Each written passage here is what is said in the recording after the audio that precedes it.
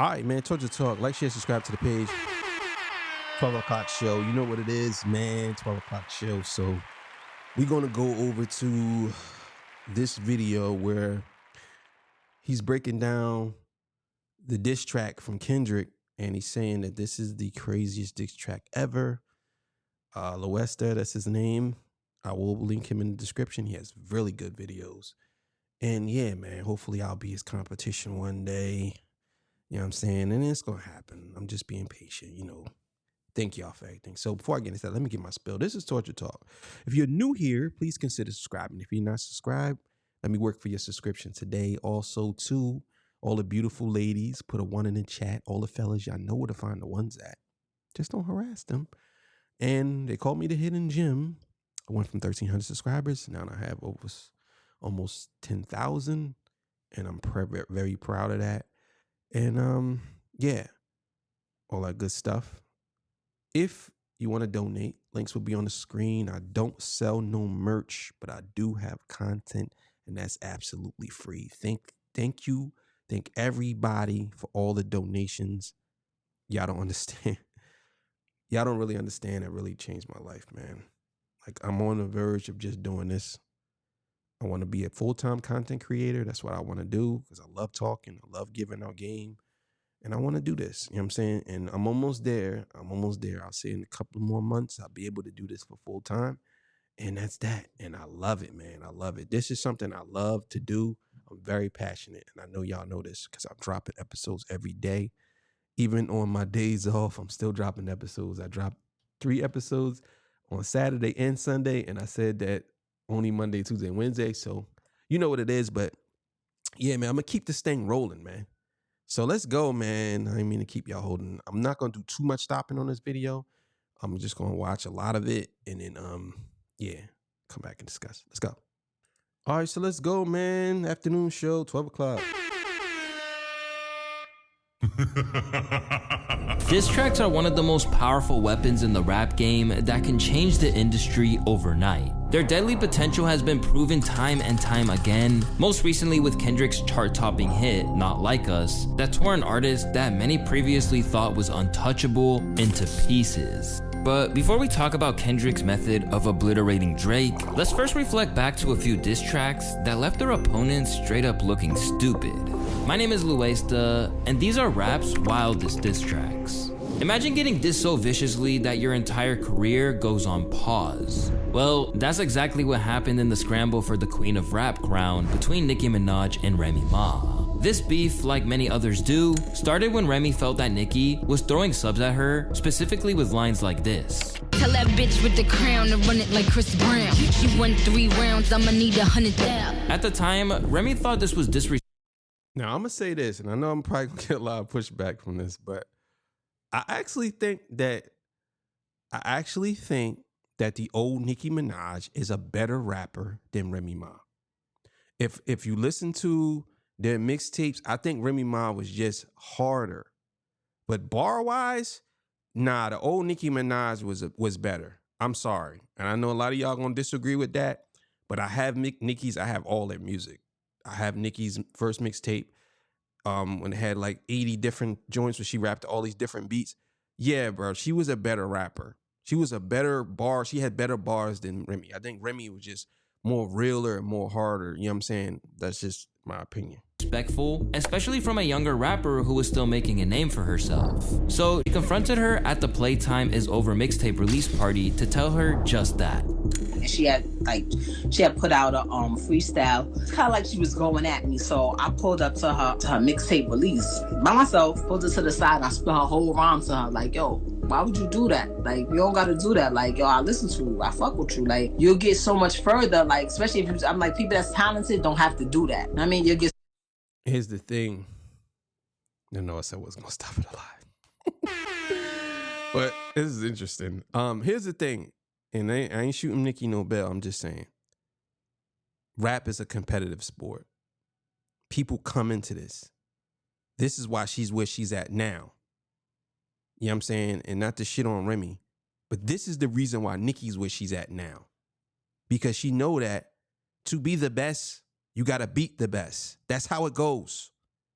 You have to beat the best to be the best. You can't be the best not beating the best. It doesn't work like that.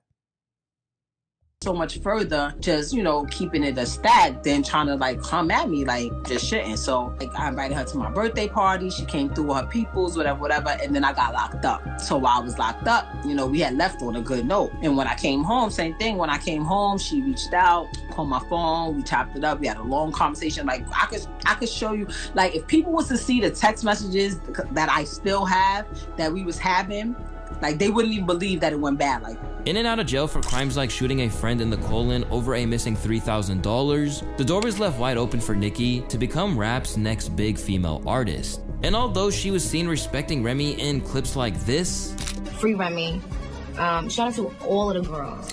Once Remy got out, she got wind that Nicki was showing a lot less love behind the scenes.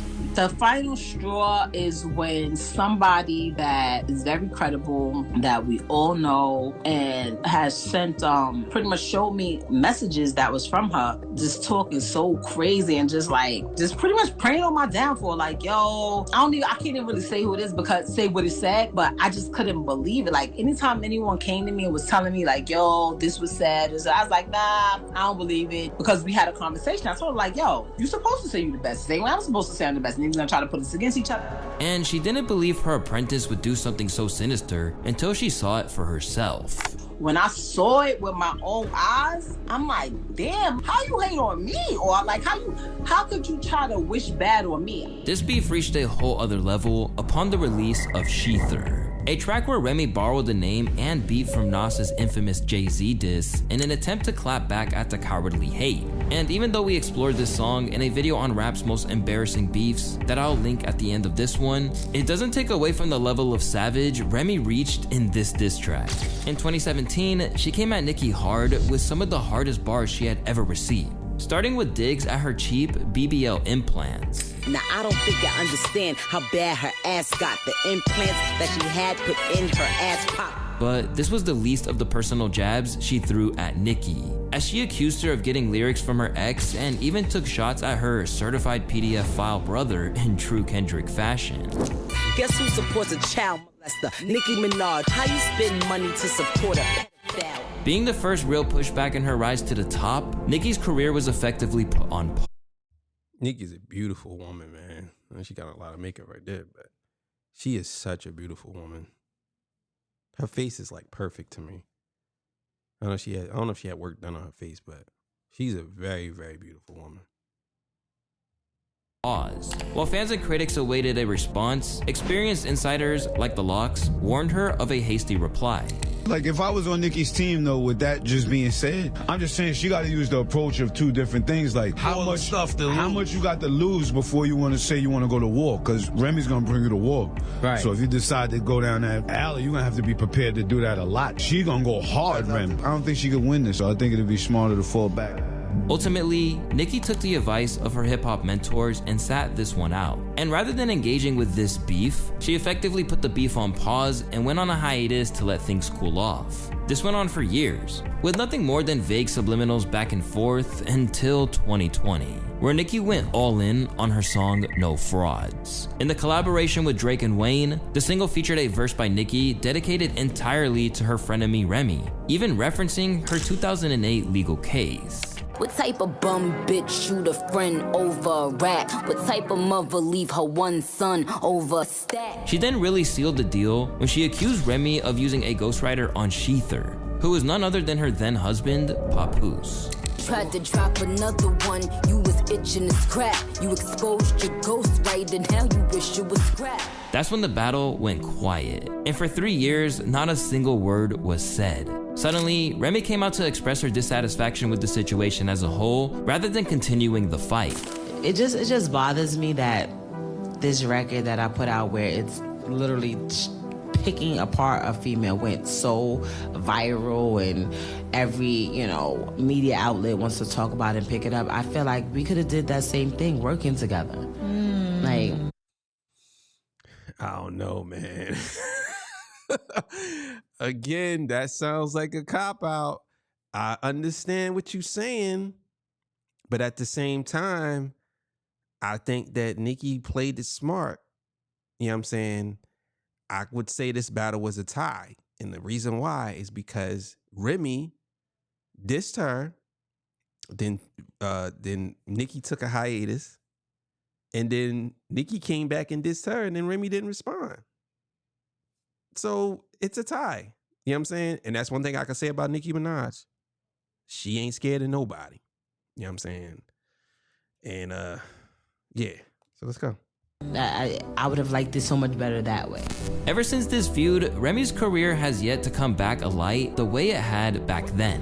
This led some people to speculate whether she was paid to try to take Nicki down in the first place. While it may not have amounted to any significant shift, Schaefer proved the power of the diss track, even against the biggest upcoming artists. And when it comes to taking down unstoppable foes in a painful, belittling manner, there's a little track in 1996 that remains unmatched in its viciousness. To this day, almost no rap compares to the golden standard set by Tupac's Hit 'Em Up. The track, which many hip-hop purists consider to be the recipe for the perfect lyrical roast, literally kicks off with this hook. That's why I fucked your bitch, you fat motherfucker. West Side. Beloved by even Biggie fans to this day, this track was disrespectful on a whole other level, going as far as to wish death on the entire Bad Boy crew. For anyone who doesn't know the long-standing beef between Pac and Biggie, just know that the two used to actually be close back in the day. And at one point, they were like any other pair of friends. They met while they were both on the verge of becoming extremely huge artists, and Biggie was even known to have slept on Tupac's couch from time to time. And while there were some minor clashes between Tupac and Biggie, their first major fallout occurred when they were set to collaborate on a project for another rapper who goes by the name of Lil Sean. And it was here where all of their problems came to light. On November 30th, 1994, Tupac arrived at the Quad recording studios in Times Square. As he prepared to go upstairs to meet Biggie and Diddy, he was ambushed in the lobby and shot 5 times, as reported by the New York Times. Amazingly, Tupac survived the attack, but suspected Biggie's involvement. There were plenty of reasons for why he believed this, with one example being that B.I.G. released a song titled Who Shot Ya shortly after this occurred. Who shot ya? Separate the weak from the ops. Leap the creek in Brooklyn Street. Although Biggie would deny that the track was targeting. Yeah, but what? This is where this whole story between Big and Pac gets me. I'm a little like conflicted, right? How did this beef start? Oh well, obviously, yeah. He I believe he found out that he had sex with Faith. So, yeah. Pac, and Puffy insisted that they showed Tupac nothing but love and concern, Shakur felt that the track's release confirmed Biggie's involvement in the incident and became a turning point in their transition from friends to enemies. In an interview with Vibe, he clearly stated his opinion. Even if that song ain't about me, you should be like, I'm not putting that out because he might think it's about him. Feeling 100% facts. And I always said that. If you didn't do it, or if you felt as though, why would you put a song like that out? Who shot you? Me and my boy had a discussion about that on this platform. And he said that it wasn't. I said it was. You know what I'm saying? That's too coincidental for him to get shot. And then you put a song out called Who Shot You? You know what I'm saying? And then, yeah, man, I'm leaning towards that. Betrayed by his former best friend, Pac clapped back on Hit 'Em Up, even referencing the shooting as he made this declaration. 5 shots couldn't drop me, I took it and smiled, now I'm about to set the record straight. Once the track dropped, complete with allegations that Pac had smashed Biggie's wife, Faith Evans, the Notorious B.I.G. was rightfully furious. And to give you some perspective on how big this song was, it was released 30 years ago and still managed to reach 700 million views on YouTube today. In an interview about the moment that it dropped, New York rapper Charlie Baltimore remembers the reaction from Biggie and Bad Boy when they first heard the song. It was somebody's video shoot, I don't remember whose, and Puff was there, and I just remember, Puff coming out. I think we pulled up, Puff came out, he was like, real somber looking, and he was like, yo, I gotta play this record. And that's the first time, you know, we heard Hit 'Em Up. The whole mood just changed. You know, a video shoot supposed to be upbeat, happy, whatever. And Big is just like, are you fucking serious right now? Like, seriously, this is what we doing? Like, Hit 'Em Up quickly became a staple of the East versus West Coast rivalry that gripped 90s hip-hop, destroying any hope for peace. Even Pac's friend and label mate Snoop Dogg was weary of this. Even when he played Hit 'Em Up the song, I didn't like the song. Did you feel like it was too much? I didn't like it. Right. I didn't like the shit. Like, it wasn't like the shit to me. Like, it was you buying more problems, cuz. You're buying problems. Gangsters is everywhere. They make them everywhere. While it may not have affected his 1996 death, Snoop was right that Pac's track knocked hip-hop off its feet and intensified the Coast Wars, a move that would later claim the life of Biggie Smalls. In fact, some people speculate that the track itself is cursed, as pretty much everyone involved in Hit 'Em Up is dead, including all the writers and That's 100% facts. Everybody is dead that's involved in that song. Everybody. That's crazy. producers. And sure enough, Pac, Outlaw's members Hussein Fatal and Taki Gaddafi, and beatmaker Johnny J all passed shortly after its release. Hit 'Em Up was putting the lives of artists in danger, but our next rapper's hasty decision to diss the GOAT would leave his career on life support. A young MC out of Cleveland, Machine Gun Kelly grew up enamored with Eminem, always considering him one of his favorites. But when projects like Revival were coming out, he became concerned that his hero's best days were behind him.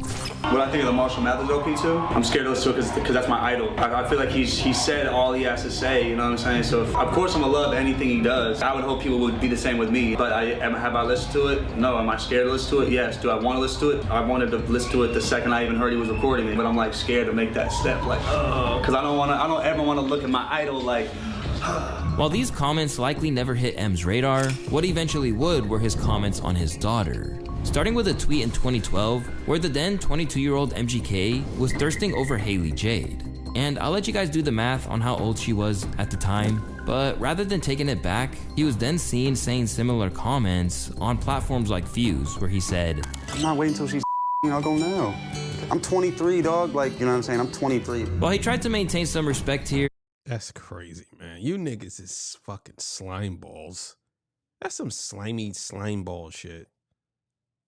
That's some nasty slime ball shit, bro. Like, for real. He threw it all out the window when he came to believe he was banned from Shade 45, Eminem's radio, over the message. I'm my favorite rapper alive. Since my favorite rapper banned me from Shade 45, I wonder. To clap back, he went in with rap legend Tech 9 on the track No Reason, where he spit this at the rap god. I pop cherries and pop stars and popsicles is not hard. Popped in on the top charts at the cop card, so remind y'all you just rap, you not God. Up until this point, M had let everything slide, but once MGK expressed his frustration with M on the mic, it was time to get back. On Kamikaze's Not Alike, Slim had some fresh bars to serve. But next time you don't gotta use Tech 9 if you wanna come at me with a submachine gun. And I'm talking to you, but you already know who the fuck you are, Kelly. Now, it may seem out of fields for Eminem to give a Yo, that was crazy. Bro, that bar was so fire because he was talking about R. Kelly and him asking about his daughter at 17, right? And he said the machine gun, you gotta use the sub machine, basically saying you ain't gotta use the subs. No, yo, Eminem, yo, bro, that was crazy. Oh my God, bro, that's nuts. Guy like MGK the time of day, but he later explains exactly what pushed him to the edge. Just for the record, the thing that was going on that he was saying about my daughter, I didn't even know about that until literally a year and a half later. It never hit my radar. The reason I dissed him is actually a lot more petty than that. The reason that I dissed him is because he got on, first he said that I'm the greatest rapper alive since my favorite rapper banned me from Shade 45 or whatever he said, right? Like I'm trying to hinder his career, so I don't give a fuck about your career. You think I actually fucking think about you? You know how many rappers that are better than you? Now I'm in this fucking weird thing because I'm like, I gotta answer this motherfucker. As irrelevant as people say I am in hip hop, I make them bigger by getting into this thing where I'm like, I wanna destroy him, but I also don't wanna make him bigger. MGK was blindsided by these scornful remarks from his hero, and he decided to get his revenge with the release of Rap Devil, the diss that nobody expected. Somebody grab him some clippers. His fucking beard is weird. Tough talk from a rapper paying millions for security a year. Shockingly, Yeah, that song was fire. I ain't gonna lie. I fucked with MGK. He ain't fucking with Eminem though, obviously, but yeah, that was funny. Me and my niggas was laughing at that shit. His beard is weird. MGK went at M in a compelling way, dogging everything from his facial hair to his age to the fact that he always sounds mad in his newer songs. It was a bold move that got him a lot of props. Rap God, I'm the rap devil, come a bare face with a black shovel like the Armageddon when the... Hold on, MGK, you're not supposed to be coming like this. What's going on? Who put this devil juice in your water? But it didn't take long for Eminem to clap back with a brutality on Killshot, where he claimed not only to give MGK his entire platform, but swore that he'd break it down just as easily. Now I got a back aim, yeah, bitch, pop champagne to this. It's your moment, this is it, as big as you're gonna get, so enjoy it. Had to give you a career to destroy it. Eminem refused to hold back here, and that should be the end of the story, right? But Rap Devil was compelling because, in a rare instance, it made people question if Eminem had been defeated. I thought Rap Devil was better than Killshot. Yeah. I mean, I guess I'm in. You're bugging the fuck out. You're bugging. Rap Devil was fire, but it was not better than Killshot, bro. You're bugging, Charlamagne. Minority, because people been giving me flack for that. Killshot was a leg shot. Rap Devil, we're talking about facts. You want to talk about man buns? Answer the facts. I think people. You want to talk about a hairstyle I wore for a movie, a blockbuster movie, in a 10-episode Showtime series called Roadies? I'm an actor, homie. How disconnected are you? You call me a mumble rapper? Oh. Even though MGK put up a worthy battle with his former hero, he has since changed his entire style and has barely touched rap ever since. It just goes to show the danger of coming after the rap god. Now MGK makes sad boy punk music. Don't mess with Shady. Only Eminem could diss a rapper so hard that they changed genres. Slim Shady has always been prolific in the art of war, and his protege 50 Cent has inherited that trait in his ability to shake the game with ruthless diss tracks. So much so that in 1999, he stepped onto the scene with How to Rob, a song so vicious that he made an enemy out of everyone right away. Most notably, his long-standing rival, Jay-Z. He really exploded into the game like Kendrick would eventually do on his infamous Control verse, and you can learn more about that and Dot's other savage moments in our recent video. But on the now legendary record, 50 details how he'd stick up the biggest artists in the game, suggesting that he was ready to come for anybody in his rise to the top, including Hove. What jigga just sold? Like 4 million? Got something to live for. Don't want a nigga putting foe through that Bentley coupe. Hip-hop culture doesn't let that kind of talk fly, and suddenly, everyone was talking about this Curtis Jackson kid. His musical debut put pressure on long-standing legends to respond, which includes Jay-Z, who showed off a new track at his Summer Jam performance that same year, where he took a jab at 50. I'm about dollars, who the fuck is 50 Cent? With all the mainstream attention his diss got him, 50 looks back at this time as a gamble, but a successful one at that. Some of the biggest ones, including Jay-Z, Big Pun, and Wu-Tang, had responses for me, which was exactly what I hoped for. Columbia snatched up the song and put it on the In Too Deep soundtrack, which exposed me to a wider audience. Everything was going according to my plan, but I still learned a valuable lesson with How to Rob. People always respond to a competitor. When you're viewed as someone who's going to run into the fray, as opposed to running from it, you'll always have eyes on you. Despite a short lull in his career, That's true. That's true. Definitely think that he knew what he was doing on that one. After infamously being shot 9 times, 50 would resurface once again just a few years later. Once he got signed with Dr. Dre and Shady, Jay-Z knew exactly what was coming. Bleak beans, everybody was in there, and I was like, man, I'm telling you, man, y'all got a chance right now, just flood it, put out a lot of music, because 50 Cent is coming. 4 months later, In the Club hit, and it was over. And it was just like, okay, now everybody got to sit on the sidelines and wait this tidal wave out. Using diss tracks as a marketing ploy can be an ingenious idea, as we saw with 50 Cent's successful entrance into the rap game. But for his other mentor, Dr. Dre, he and the rest of N.W.A. set their sights too far, flying too close to the sun like Icarus, and feeling the burn of a simply superior spitter. In the late 90s, Ice Cube was one of N.W.A.'s greatest assets, even ghostwriting for Eazy-E and Dr. Dre. But after a financial dispute, he split to fly solo while the other artists moved forward as a trio. Hurt by his departure, the group attempted to undermine him with a few lines off of 100 Miles and Runnin', and continued to refer to the former member as infamous traitor Benedict Arnold. For them to diss me on their EP, 100 Miles and Running, I kind of threw a little jab with Jackin' for Beats at the end. And then they came with another, like, a couple little disses. I said, okay, man, I'm tired of this. You know what I mean? I'm gonna end this real quick or we gonna set it all the way off. So that's when I wrote No Vaseline, recorded it. I put it on that Cinderfella track, you know what I mean? That Dana Dane track, Cinderfella. You know, we flipped it and it became a smash.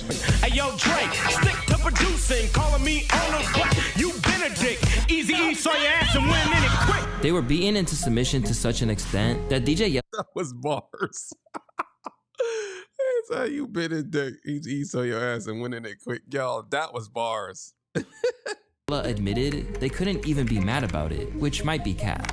That's the thing about it. Nobody really got mad. Like, okay, he got us on that one. That's all. I even told Cube this a couple of months ago. I said, you got us. Right. You know, that's it. Given the sheer savagery in some of Ice Cube's lines, it seemed like making amends with his former group was completely off the table. I mean, it literally killed one of the most famous groups in hip-hop, as they were never heard from again after this diss tore them apart in a matter of minutes. But what would eventually restore their bonds was time, of course, and their collaboration on a documentary of their career. At that point, the older and more mature men could let things go. But when we got back together, it's like, really, we didn't even talk about it.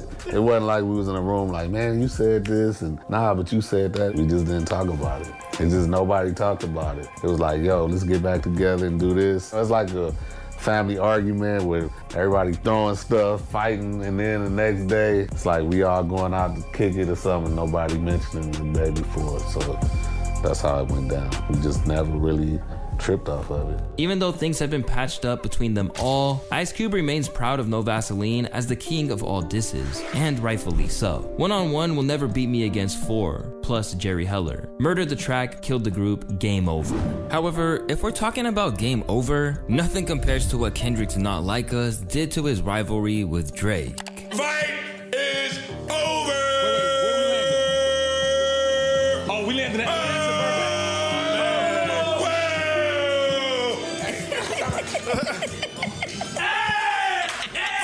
Trying to strike a chord, and it's probably A minor. Stop it! No!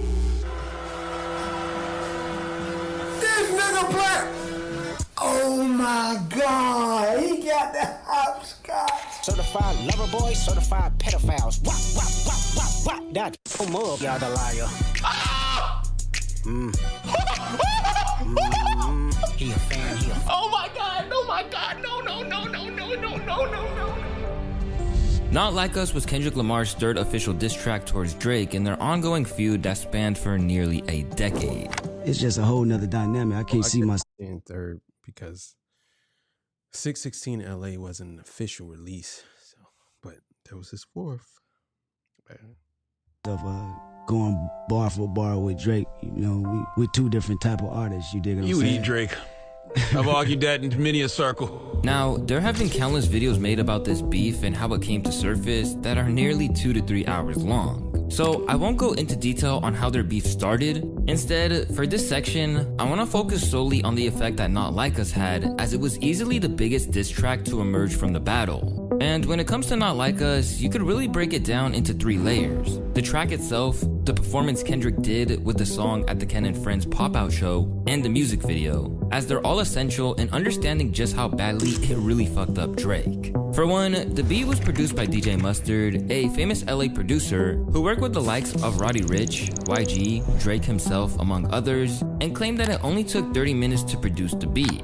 It took me approximately 30 minutes to make that beat. And 5, I didn't know he was gonna gas that beat like that. And that's it. This is important because during their beef, Kendrick didn't take the fact that Drake was disrespecting the West Coast lightly at all. With Drake buying Tupac's ring, using AI voices of Pac and Snoop on his tailor-made freestyle diss, as well as claiming Kendrick doesn't do anything for his hometown of Compton. You just acting like an activist, it's make-believe. Don't even go back to your hood and plant no money tree. Kendrick wanted to make it very clear that he was going all in. Damn. Don't even go back to your hood and plant no money trees. That's definitely a bar play off of the song Money Trees on Good Kid, Mad City. And on the West Coast vibe. Oh, so y'all ain't gonna let nobody disrespect the West Coast, huh? Oh, y'all ain't gonna let nobody mock and imitate our legends, huh? Some fans even felt that Kendrick took Draco the Ruler's flow for his song, which is a well-known West Coast artist who passed away in 2021. But while that's all speculation, what wasn't was the lyrics to the song. Throughout the duration of the track, Kendrick delivers a powerful and scathing critique of Drake. From calling out his crew members like Party Next Door for doing drugs, to questioning Drake's friend Baka Not Nice for having a quote-unquote weird case. Baka's got a weird case. Why is he around? Why is he around? It's such a just simple question. Along with calling him a colonizer for his slavery bars and using Atlanta artists for a quick cash grab. Once upon a time, all of us was in chains. Homie still double down, calling us some slaves. You run to Atlanta when you need a few dollars. No, you not a colleague, you a fucking colonizer. Every single bar in this song. That's the greatest bar ever written in hip hop history. Because it's so, I was telling my boy this earlier. The impact of that bar is going to live on forever, because people are going to look at that and they're going to say, damn, whatever Drake does, he's always tied to that. Always tied to that bar. Always going to be tied to that bar. Can be dissected and tied into something that has such a deeper meaning. In one bar, Kendrick even brings up a forgotten story that led people to thinking the legendary Nardwuar was giving him secret information behind the scenes. Fuck no Wayne girl while he was in jail, that's conniving. Then get his face tatted like a bitch of pop. Wait, hold on. He's talking about Wayne now? Did I miss that? Conniving. Oh, his girl? What the fuck? The drama. You know who's giving him all this fucking information? It's Nardwuar. It's fucking it has to be Nardwuar. The song is filled with crazy subliminals that tie crazily into each other. For example, the John Stockton line. In the beginning of the track, Kendrick makes a reference to passing a body like John Stockton, which, if you didn't know, is an NBA legend who played point guard for the Utah Jazz. What's interesting is that Stockton spent a large portion of his career playing alongside Karl Malone, which explains how he, quote, passed the body. However, it can also have to do with Malone being notoriously known for impregnating a girl who was 5 years below the age of 18 in 1983, when Malone was 20 years old. This plays into the overall narrative that Kendrick was trying to create in his battle with Drake, as he aimed to paint the Six God as a certified PDF file for his strange connection to minors over the years. Bro, yo, listen, man. Kendrick Lamar is a genius, man. I know a lot of y'all hate that word. Y'all hate it. I know y'all hate it. I know y'all do, but he's a genius.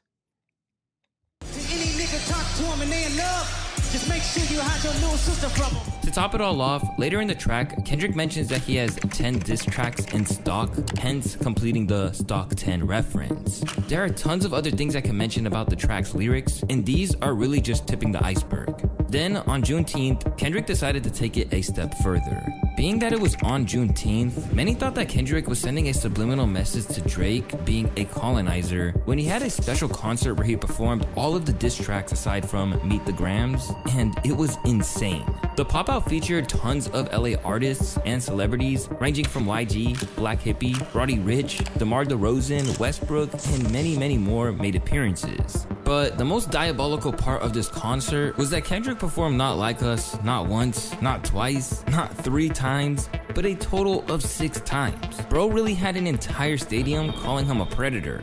Why you pulling like a bitch, ain't you? Trying to strike a chord, and it's probably... I actually went to this concert myself, and I'm telling you guys, the energy in the building was just something you cannot describe.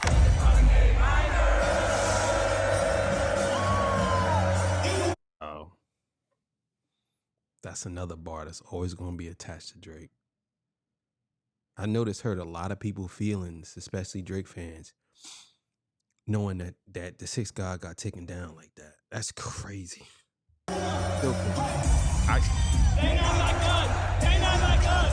During the performance, Kendrick sported a red sweater and jeans, which fans found out was a direct reference to Tupac's 1994 Source Awards outfit, which is another dig at Drake for disrespecting the legend.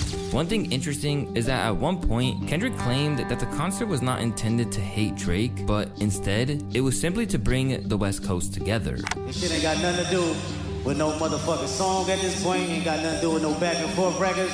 It got everything to do with this moment right here. That's what this shit was about. To bring all of us to motherfucking together, you know what I'm saying? That's what this shit is about. But about 2 weeks later, Kendrick did something special on the 4th of July. A day that is known to celebrate the independence of the United States of America, Kendrick continued to play into the narrative that Drake was a colonizer from the day that he dropped the music video alone. The video is full of crazy Easter eggs that left fans and critics alike depicting each of the scenes. The knock on the door in the beginning, the 17 push-ups with a picture on the wall, Kendrick crip walking over hopscotch, the sex trafficking crates that were black and white, the family dancing together, and the owl at the end, all had crazy deep meanings that led fans to come up with various theories. Today, the video sits at just over 70 million views. And speaking of numbers, this is where Kendrick really beat Drake at his own game. Not only did he make a smash hit that's been deemed as the song of the summer and has become an anthem in clubs worldwide, the song has also broke record after record, and oddly enough, replacing Drake songs. On his response track, Drake dropped some absolute mid that's not even worth discussing, as he mainly played defense the entire time, as well as accusing Kendrick of the same old accusations that no one believes. To make matters worse, he then followed this up with a Hey There Delilah remix, and man, it was so bad. This is not real, bro. This is not real. Walk on Delilah, no, I'm late. Yo, that's my man right there. Yo, he's funny as shit, man. Shout out to him, man. He's funny as hell. Cause there's bad traffic. Drake. No, it's real. No, ain't no way. Some people even claimed it was the worst song they ever heard. That is one of the worst things I've ever heard in my life. That is actually one of the worst things I've ever heard in my life, my nigga. So yeah, Not Like Us was insane. Quite possibly the best diss track of all time. Also, some people on Twitter complain that I'm unbiased on YouTube, but glazed when it comes to my posts on X. So I'm about to say it here to solidify that I'm not an NPC. Kendrick is literally the GOAT. I'm sorry if you want to cry about it. I'm from Los Angeles, and I'm telling you, when Kendrick said the city is back up, he meant it. It truly feels great to be an LA native, and I've supported Kendrick Lamar and TDE as much as I could throughout the years, so this was truly a great moment to be not only a hip-hop fan, but definitely a Kendrick fan as well. But if you want to see more embarrassing beefs, you can actually... Alright, man. Yeah, so... links will be in the description, you know, source, all that good stuff. Yeah, man, that was a pretty good video. He always has some great videos, man. Shout out to him. You know what I'm saying? I definitely think Not Like Us is probably the greatest diss track of all time. I know a lot of people gonna hate me for saying that, but it is what it is. Then we'll probably Hit 'Em Up. Then it will probably be Ether. Then it'll probably be I would say probably then Take Over, Ether. So those would be my top three. No Vaseline would probably be number 4. You know what I'm saying? And then you talking about The Bridge Is Over and all that other stuff. So, but yeah, man, that was an excellent video. I will say this. All of those battles, you can consider maybe one-sided. I think the only one that wasn't was Remy and Nicki. I think that was a tie because they both responded and they quit. I'll be honest with you. I think they both was probably a little scared of each other. I think that they both had dirt on each other and they didn't want it to get out there. That's just that. And then I respect Nicki Minaj. I respect Remy. You know what I mean? Nicki Minaj is the GOAT, though. Can't even deny it. Can't deny it. Like, she's the best out of all the females. Over Lil' Kim, over Lauryn Hill, all of them. Now, people are going to say, oh, Lauryn Hill, blah, blah. Lauryn Hill had one album. Can't be the best for one album. Sorry. Can't. You know what I'm saying? That's just how it goes. You could say that one album was better, but it's not just about the albums. It's about work ethic. You know what I'm saying? And it's about material. And it's about all that. All that plays a part. Can't be the GOAT with one album. Sorry. That's just how I feel. But either way, this was a good video. And as far as Kendrick and goes, you already know. So 12 o'clock show is over. 6 o'clock show coming up. Thank y'all, man. Appreciate all y'all. Appreciate all y'all support, man.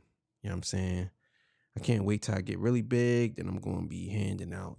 I'm going to be asking y'all for y'all Cash App. And I'm going to be handing out some cash because I like to give back to the people. All right, man. See y'all. Peace. Bye.